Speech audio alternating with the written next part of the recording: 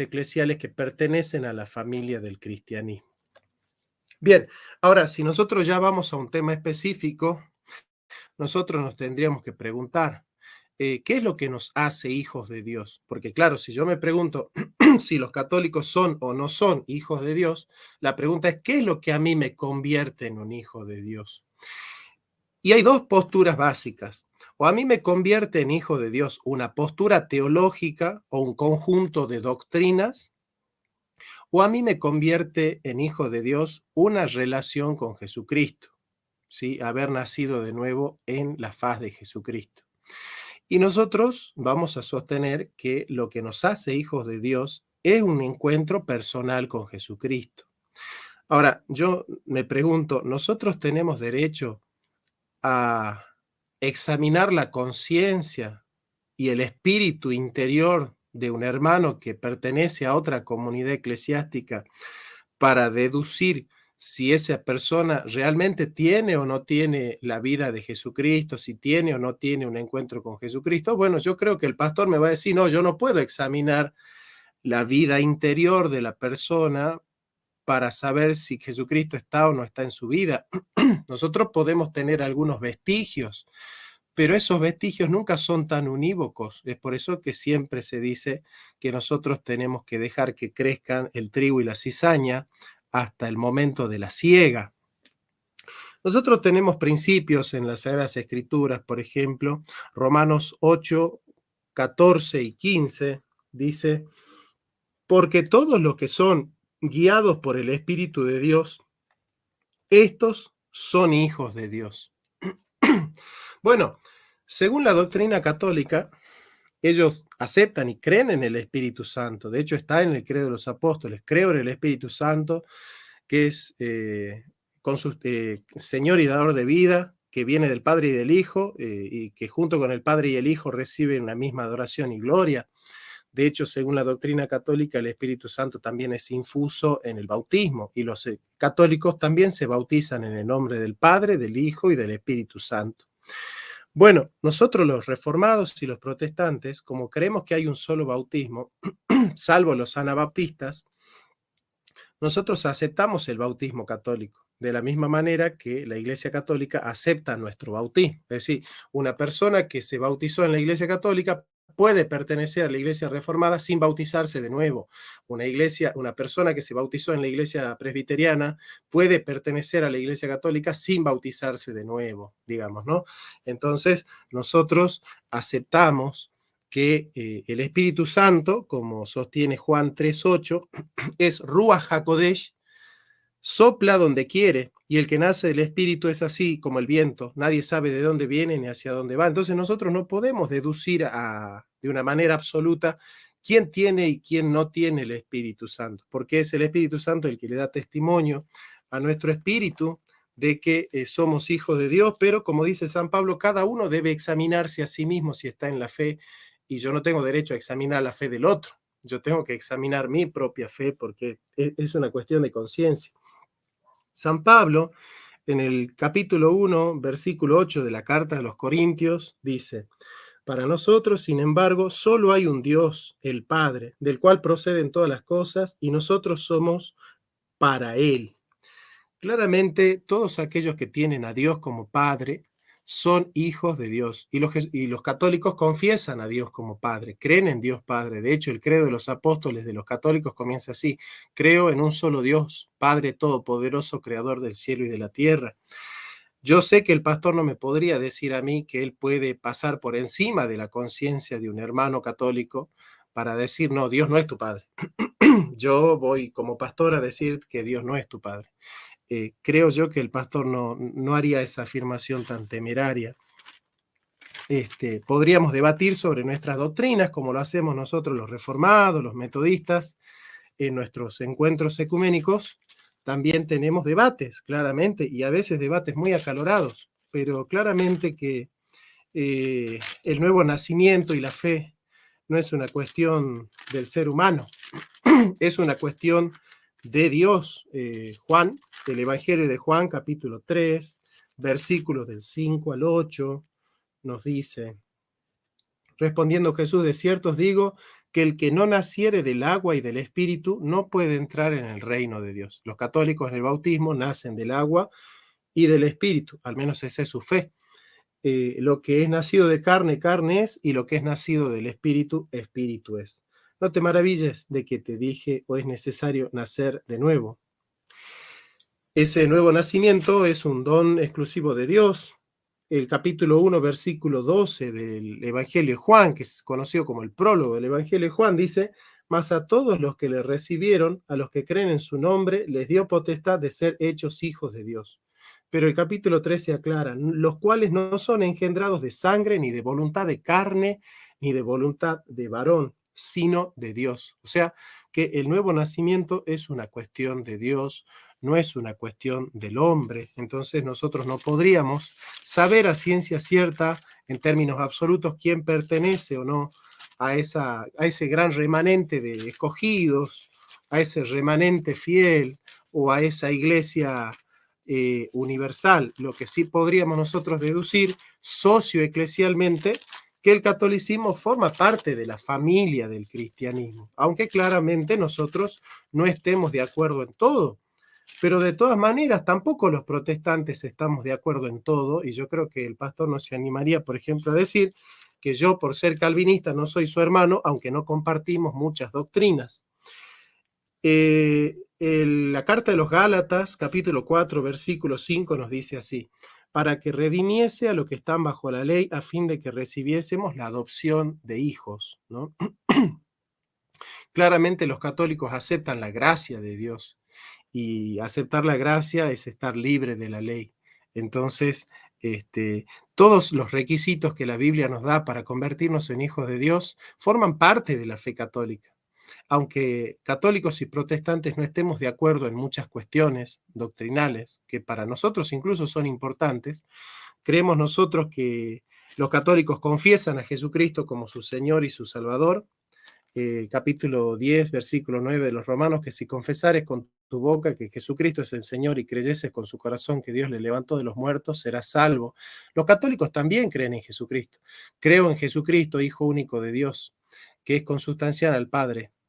Entonces, si los católicos aman a Dios y creen en Dios Padre, si han nacido del Hijo, si fueron engendrados por el Espíritu Santo, si tienen temor de Dios, si quieren vivir en santidad, si el testimonio de la Iglesia Católica durante todos estos años también ha sido, a pesar de sus errores, como los tenemos nosotros también, un testimonio de santidad, y los grandes santos católicos han podido dejarnos grandes enseñanzas y grandes mensajes, creo yo que no sería justo que nosotros nos tomemos el atrevimiento de decir los católicos no son hijos de Dios. Nosotros podríamos decir a lo sumo: bueno, no estamos de acuerdo en algunas doctrinas, creemos que en algunas doctrinas nos separan. Yo creo que hasta ahí la prudencia nos llevaría a aceptar ese desafío. Creo que avanzar sobre la conciencia de alguien y negarle el derecho a llamarse hijo de Dios, creo que sería ocupar una posición bastante temeraria y bastante incómoda, no solo frente a los hombres de fe, sino también frente a Dios mismo, ¿no? Y por último, termino con Efesios capítulo 1, versículo 5. En amor, según nos escogió en él antes de la fundación del mundo, para que fuésemos santos y sin mancha delante de él. En amor, habiéndonos predestinado para ser adoptados hijos suyos por medio de Jesucristo, según el puro afecto de su voluntad. Es decir, ¿por qué los católicos podrían llegar a ser, en el caso de que fuesen escogidos hijos de Dios? Por el puro afecto de Dios, por el puro afecto de su voluntad. Y claramente Dios no me va a venir a pedir permiso a mí para renovar la vida de una persona, por más que esté en otra iglesia, siguiendo ese principio de los apóstoles. Señor, hemos encontrado a otro grupo que predica el Evangelio, pero no están con nosotros y se lo queremos prohibir. De cierto les digo, no se lo prohíban, porque el que no está en contra de nosotros está con nosotros. La Iglesia Católica desde el Concilio Vaticano II no está en contra de nosotros.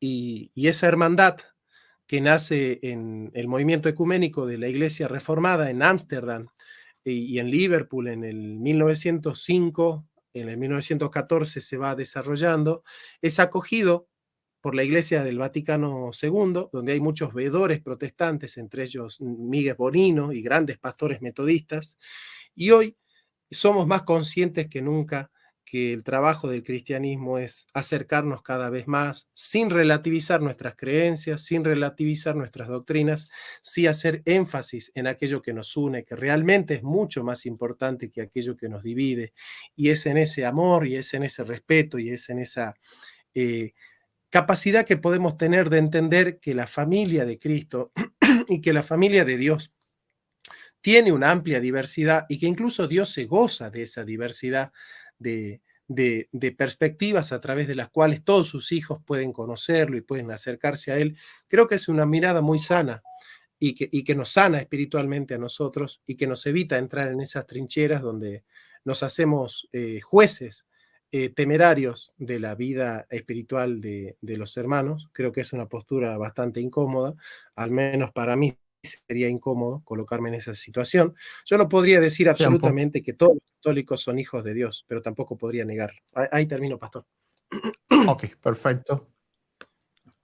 Ok, perfecto. Entonces apaga el micrófono tuyo allí. Ahí lo apago. Ok. Entonces voy a comenzar yo. Desde ya. Bien, Dios le bendiga a todos los presentes. Antes quiero aclarar algo. Cualquier palabra dura que yo diga en este debate o que pueda parecer así no es de ninguna forma en referencia a mi hermano porque no es católico romano. Él mismo ha dicho que es reformado. Así que no se malentienda de ninguna forma si yo en algún momento soy duro en lo que digo. Hoy estamos aquí para debatir un tema que es fundamental para entender el concepto de lo que significa ser un verdadero cristiano, porque hijo es un verdadero cristiano. La premisa que defenderé es clara. Una iglesia que comete o que ha cometido asesinatos a lo largo de siglos, es imposible que sus miembros, como regla general, sean hijos de Dios. A los que argumentan lo contrario, como mi hermano, les pido que escuchen atentamente porque no solo mostraré que están equivocados, sino también expondré lo peligroso de esas creencias. Comenzaré citando a Jesús mismo, quien en el Evangelio de Juan, capítulo 8, verso 44, describe a los fariseos como hijos del diablo, a pesar de que ellos pertenecían a su propia fe y eran maestros de su propia fe, y destaca su inclinación al homicidio. Jesús no podía ser más claro. Ser homicida y ser hijo de Dios son dos condiciones mutuamente excluyentes. No se puede ser ambas cosas. Y es claro que él no puede decir, bueno, a ver, no es que la iglesia católica de hoy en día son hijos y la iglesia católica de hace 500 años atrás, 600, 700 años atrás, por allá por el siglo XI, no lo eran. Eso no sería inconsistente porque él está hablando de lo que es la fe, ¿ok? Así que tendría la misma fe aquello que estos. Él tendría que defender a ambos grupos y en todos los tiempos al catolicismo. La Iglesia Católica torturó de forma institucional durante siglos en la Inquisición. Es importante señalar que esto no fue un líder corrupto, abusivo, que cometió algún crimen, sino una continuidad de crímenes y abusos a lo largo de siglos, abusos institucionalizados, con todo el derecho del propio Vaticano. Hijos es un sustantivo que usado en el panorama espiritual es mucho más que simples criaturas.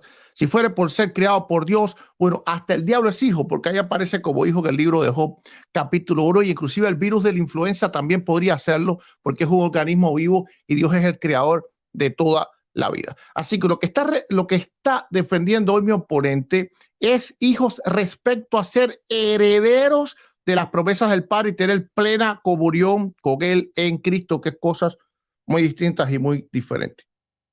Es bien curioso que mi hermano, siendo calvinista, tiene como base de ser hijo la relación que tienen con el Padre, entendiendo yo que el calvinismo asume que hay personas que han sido elegidas por Dios para salvación y otras que han sido o no elegidas o simplemente dejadas. No sé cuál es la postura específica de mi oponente en este caso. Así que esto yo veo un poco de problema aquí para decir, los católicos son hijos de Dios. Ahora, vamos a ver las diferencias entre verdaderos cristianos y religiosos o fanáticos. Es crucial hacer distinción entre verdaderos cristianos y religiosos o fanáticos cristianos de cualquier orden. Los verdaderos cristianos son aquellos que han experimentado una regeneración espiritual, como también él dijo, y que muestran los frutos del Espíritu Santo en sus vidas. Los religiosos o fanáticos, por otro lado, son aquellos que pueden hablar el lenguaje de la fe, pero cuyas acciones demuestran que obran según la carne, no según el Espíritu. Es importante entender que mi oponente hoy no viene a defender la excepción, sino la regla. Pongamos atención en esto, porque yo también creo que dentro de la Iglesia Católica hay excepciones que son hijos de Dios. Pero él no viene a defender que en la Iglesia Católica hay hijo de Dios. Él viene a defender que el católico es hijo de Dios. Así que por regla general, ¿verdad? Yo defiendo que los evangélicos protestantes somos hijos de Dios por regla general, a pesar de que hay algunas excepciones.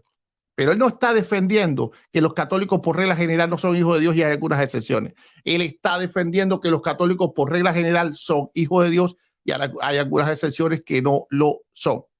Si mi oponente dijera, yo defiendo que algún otro católico es hijo de Dios, yo estaría de acuerdo. Pero él no viene aquí a defender eso. Él está defendiendo que por regla general los católicos son hijos. A lo largo de la historia hemos visto ejemplos claros de esta institución que el nombre de Cristo, y es lo más peligroso, ha cometido actos atroces, incluidos asesinatos. Piensen en las cruzadas, la Inquisición y otros episodios oscuros. ¿Podemos realmente decir que estos individuos o institución eran o son hijos de Dios? La respuesta, a mi entender, es un rotundo no. Claro, mi oponente, mi amado hermano, podrá decir que en la Reforma también hubieron actos malvados, y yo estaría de acuerdo con él. Pero eso no fue institucionalizado a través de la historia de siglos. Eso fue un lapsus de tiempo en la historia. Pero cuando hablamos del catolicismo, estamos hablando siglos de perpetuo uso. Es un rotundo no. Veamos, Mateo capítulo 7, verso 21, Jesús mismo advierte: no todo el que me dice Señor, Señor entrará en el reino de los cielos, sino el que hace la voluntad de mi Padre que esté en los cielos. Mi oponente va a asumir que el católico, por tener un credo apostólico y recitar todos los días creo en Dios Padre, es ya automáticamente, o al menos podemos asumir que es hijo de Dios. Pero el Señor Jesucristo niega esto de una forma rotunda. Dice que no. Es el que hace la voluntad de mi Padre, no simplemente el que le llama Señor a él. Pongamos atención en esto también. Ahora, hay contradicciones internas en la postura de mi oponente. Es hora de abordar la postura de mi oponente, quien argumenta que los miembros de una iglesia que practica, ojo, y esto no es un ataque a mi oponente, porque él no pertenece a esta iglesia. Él es como especie de un abogado, ¿verdad? En este caso. Así que él está simplemente defendiendo a un acusado y yo voy como fiscal a acusar al acusado. Una iglesia que practica o ha practicado el homicidio por muchísimos siglos puede ser considerado hijo de Dios. Esta afirmación es una contradicción interna que socava la integridad del propio mensaje bíblico. Imagínese a un Dios que permite que sus hijos violen uno de sus mandamientos sin un mandato de él, por supuesto, hacerlo. No matarás, en Éxodo 23. Esto sería, a mi modo de ver, un poco y hasta irracional, y haría que Dios fuera contradictorio, lo cual teológicamente no es posible. Entendamos la naturaleza de Dios, que mi hermano como calvinista la estudia muy bien, porque si en algo son buenos los calvinistas es estudiar la naturaleza divina. Dios es amor, justicia y santidad. 1 Juan 4:8 dice que Dios es amor. Sin embargo, ¿qué tipo de amor permitiría a sus hijos cometer asesinato a lo largo de siglos? No. Vemos la iglesia católica hoy cambiada, pero no cambiada por su fe, cambiada por la sociedad, porque vivimos en un mundo moderno. Y al ser un mundo moderno, una declaración universal de los derechos humanos en el 1948 que prohíbe expresamente la persecución religiosa, entonces la iglesia católica más bien está cruzada de manos y no puede hacer lo que durante siglos ha ejercido. Así que no podemos ver esto como una conversión del catolicismo. Y el catolicismo se convirtió ahora en cristiano. No. No. Eso sería igual que los musulmanes en Europa o en América. Segurito que no pueden hacer lo que hacen en Afganistán. Entonces, pongamos esto atención, porque el Papa, ya sabe, con su sonrisa y todas estas cosas y este mensaje bien bonachón, está queriendo decir nosotros hemos cambiado y han pedido perdón. No, en realidad las leyes han sido las que han cambiado. La Iglesia Católica hoy no tiene el poder. El poder lo tiene Estados Unidos, Europa y algunas otras potencias, los cuales no permitirían que la Iglesia Católica hiciera lo que antes hizo. No sé si hoy el Papa quisiera castigar al rey de Francia como lo hizo en la época medieval, el rey de Francia sería que castigara al Papa. Entonces, estamos viendo un cambio de contexto, no un cambio espiritual ni un cambio de conversión. Debemos comprender que la salvación viene con la justificación y la santificación, que también estudia muy bien mi oponente. La justificación es un acto de Dios, un acto divino, donde Él nos declara justos por la fe en Cristo. La santificación es un proceso en el cual somos conformados a la imagen de Cristo, es decir, de hijo, lo que mi hermano entiende como perseverancia de los santos. ¿Dónde está la perseverancia de los santos como regla general de la Iglesia Católica? Que es una iglesia que más bien se advoca por completo en lo que es la religiosidad popular y el culto que hace cada cual. Y se llaman a sí mismos católicos. Entonces, cuando hablamos del catolicismo, estamos hablando de los billones de católicos que se nombran católicos a lo largo del mundo entero, y no estamos hablando de San Francisco de Asís, que yo pudiera estar de acuerdo que era un hijo de Dios, o no estamos hablando de Agustín de Hipona, que yo también estaría de acuerdo que es un hijo de Dios. O inclusive de Tomás de Aquino, que también estaría de acuerdo que era un hijo de Dios, a pesar de que vivieron también en épocas demasiado convulsas. ¿Ok? Entonces, pongamos atención en esto. El catolicismo da muestra de santificación como cuerpo. Por regla general, la respuesta es no, pero algunos sí lo hacen. Hay sacerdotes metidos en África, hay monjas cuidando enfermos en los países musulmanes, y para estas personas, aunque esté en una religión que no es la mía, yo tengo mi más profundo respeto y admiración. Pero esto no es el catolicismo. El catolicismo es el 12 de diciembre, allá en la Guadalupe, gente arrastrándose. Eso no se ve en el cristianismo protestante. Excepto en algunas sectas que todos sabemos que son sectas. Note que mi oponente ha hablado de un protestantismo histórico. ¿Ok? Entonces él está dejando afuera estas sectas que al fin y al cabo practican lo que practica por regla general el catolicismo. Jesús advierte en Mateo capítulo 7, verso 15 sobre los falsos profetas que vienen con piel de oveja. Y ahí vemos los papas que han habido a lo largo de la historia. Pocos papas han tenido un buen testimonio a lo largo de la historia. Muy poco. Dime cuál. En la época moderna todos tienen grandes y temibles escándalos. Inclusive dentro del propio catolicismo tienen grandes y temibles escándalos. Benedicto XVI tuvo que renunciar por los escándalos que tenía.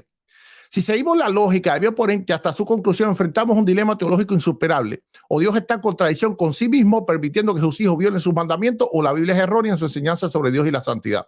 Ambas conclusiones son inaceptables para cualquier cristiano que toma en serio la Biblia por encima de este nuevo espíritu de ecumenismo que hay en el día de hoy, con el cual yo no estoy de acuerdo. Por lo tanto, la postura de mi oponente, bajo mi prisma, yo creo que no es correcta tanto lógica como teológicamente. ¿Ok? Vamos a entender esto. Deseo profundizar un aspecto crucial que separa a los verdaderos cristianos de aquellos que solo tienen una forma errada de piedad. Mi argumento no solo se basa en las doctrinas erróneas de una iglesia sino también una iglesia que permite cuestiones atroces a lo largo de la historia. Hablamos de pornografía, hablamos de ventas de ministerios, hablamos pero cuestiones literalmente salvajes a lo largo de su historia. Es claro que yo no puedo decir que una persona no es hijo de Dios solamente porque practica una doctrina errónea. Pero cuidado con esto, ¿verdad?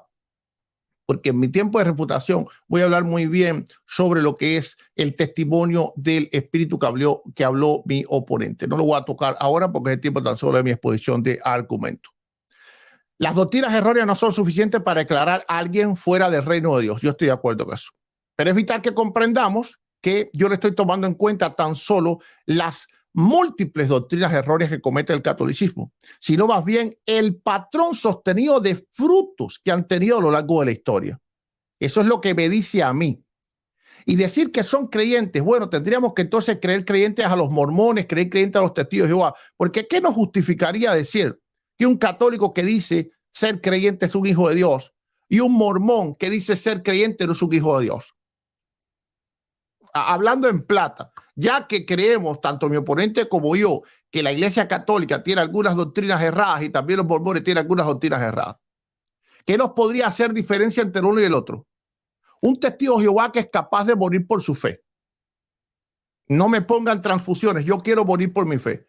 ¿Qué es lo que nos dice a nosotros que no son hijos de Dios?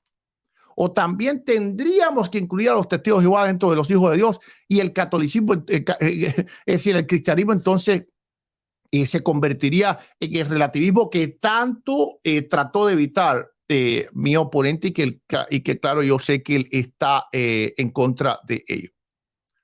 Entonces, un verdadero hijo de Dios puede errar en alguna otra doctrina debido a la falibilidad humana. Pero, ¿qué sucede cuando tenemos un patrón sostenido de doctrinas erradas que directamente contradice la palabra de Dios? Y aún más, ¿qué sucede cuando estos errores doctrinales están acompañados de frutos malignos como la violencia, el homicidio, el fanatismo, una religiosidad popular absolutamente sin control, una falta de magisterio absoluto de la Iglesia Católica, porque no enseña a las masas?